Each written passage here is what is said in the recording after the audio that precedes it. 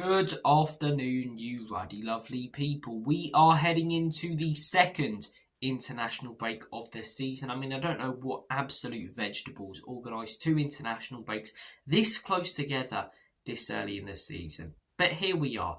And now that we're heading into this international break, 10 games have been played by teams in Europe and in the Cups. I think it's fair to start assessing how teams are getting on, how managers are doing. This is a Spurs channel, so we're going to take a look at the start that Thomas Frank has made to life at Spurs and the start to the season that Spurs have made. And in my opinion, it has been very, very good. The most important thing for me, for a new manager to do when they enter into a new club, is stabilise the ship. If the previous manager's been sacked, it's likely because the club are all over the shop. And Thomas Frank has stabilised the ship. He's working on the fundamentals, working first on the weaknesses from last season, and then going to try and improve the strengths. And I think it's been a great start for him. And the basic stats show that. 10 games for Thomas Frank in all competition, that's not including the Super Cup. 6 wins, 3 draws, 1 loss. 1 loss so far this season. 7 games unbeaten. That's the longest unbeaten streak now in the Premier League. 6 wins as well.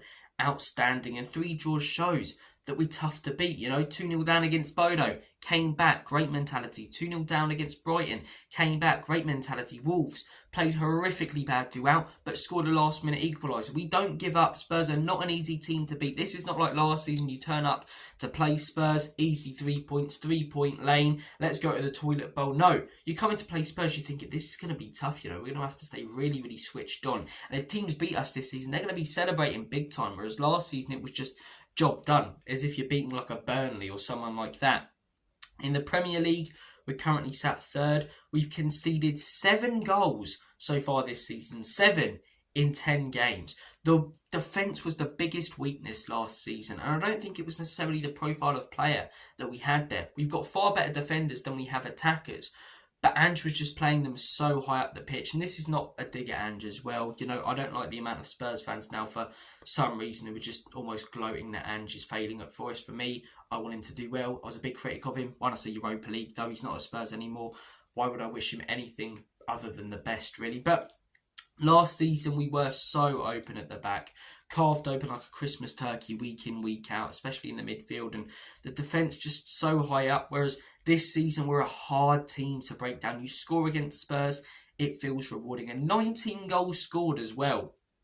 I mean, if we're all in agreement about how bad a lot of our attackers are, got to give credit to Thomas Frank there, because nearly double the amount of goals that we've had games so far this season. Third in the Prem, as I say.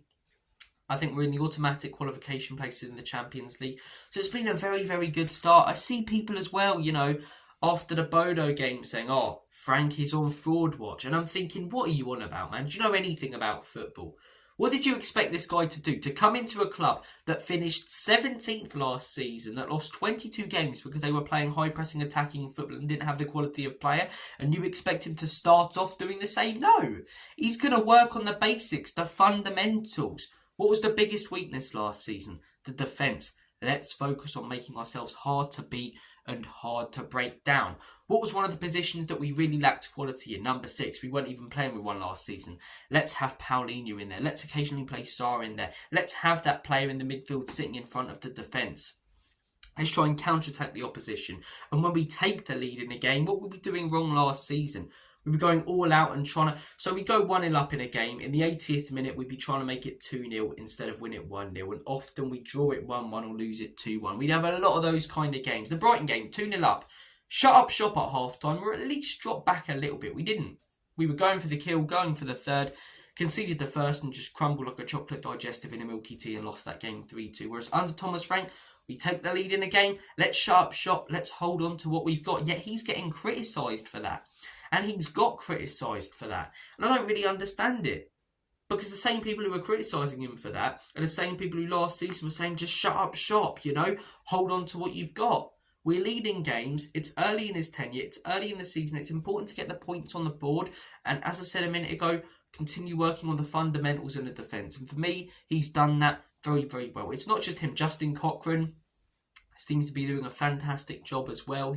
The whole coaching staff, to be honest, doing really, really good. I'm very, very optimistic about Spurs. I'm not going to say the happiest I've been in years, because that was winning the Europa League. But I would say this is the most optimistic I've been about Spurs, positive about the future at Spurs, since probably Pochettino's 15-16 and 16-17 season. Really, maybe when Conte got top four, but even then, you know, the profile of player that we had in defence, you know, and the lack of backing from, you know, Daniel Levy and ENIC was shocking. Whereas we haven't got Daniel Levy, we've still got ENIC, but there's positivity. It's almost a fear of the unknown with this kind of new ownership group. I know it's still ENIC, but new people such as Vinay getting more involved in transfers, you know. But the summer just gone, we invested a lot more than previous summers. Still work needed to be done. We needed a left winger, but we invested a lot more. So new sort of change of structure at ownership level, at board level, new manager who's working on the weaknesses from last season. We're bringing in some quality players, a lot of players who were struggling last season. So much better this season. Romero's a perfect example of that. In a lower block, when he can step in for those 50-50s, there aren't many better defenders. And he's been outstanding so far this season. He really, really has. You can see players that are already improving under Thomas Frank. Don't get me wrong, Spence was good under Ange. Frank is taking him to that next level. Udogie struggled late last season. Frank, you can see when he's played so far this season, taking him to that next level. Pape Matar is a big one. João Paulinho, right, struggled a bit at Bayern. Didn't get a lot of game time, but when he did, didn't impress. He's being played in the correct position at Spurs, and people might complain about his on-the-ball work, but I don't care about that, man. He's got an unbelievably good football brain, and as an old-school number 6, that's the most important thing, that you can spot those loose balls to intercept those passes, that you can spot the pass in lanes, and he spots things on a football pitch that not many other players do in the Premier League, and Thomas Frank has spotted that himself, and therefore is playing him in a position where he can use that to his strengths. I've been so impressed with a lot of what I've seen this season. Obviously, Frank deserves some criticism for a couple of games. We got the substitutions wrong, the formation wrong, the Bodo game, in my opinion, the Wolves game. But I think, as I say, the most important thing is stabilising the ship. 22 losses last season. I think to appreciate what we're doing this season, you really need to look at the bigger picture. And the bigger picture shows that we're massively improving. I see people saying, you know, can Spurs get top four? And I think it's crazy. Even though we're not necessarily putting those expectations on the team, we're creating this world in our own heads where it's a possibility. I don't think we should be thinking of that or talking of that at all. We finished 17th last season. If we can get in the top 10, that's a good first season. That's up at least 7 places. Top 7, great first season. You know? If we can get out of the Champions League group stages into the knockouts, or not group stages, league phase, if we can get out of that into the knockouts, even if that's a playoff, considering last season, you know, if we were in the Champions League, we would have been battered like a haddock down your local chippy every week. If he can do that, go on a little cup run and get us in the top 7, that is an unbelievable season.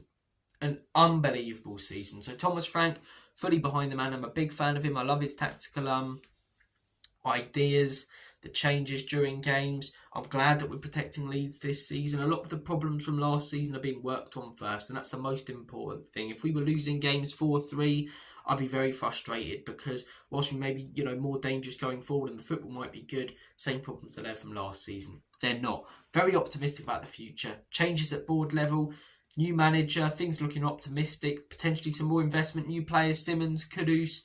I'm very, very happy with the direction Spurs are going in right now. Are you guys, though? You might differ to me. You might think it's same old, new excitement when a manager comes in, just like when Ange came in and just like when Conte and Jose came in. It's all going to go wrong and Spursy and what have you. But I think we've really, really got this appointment right.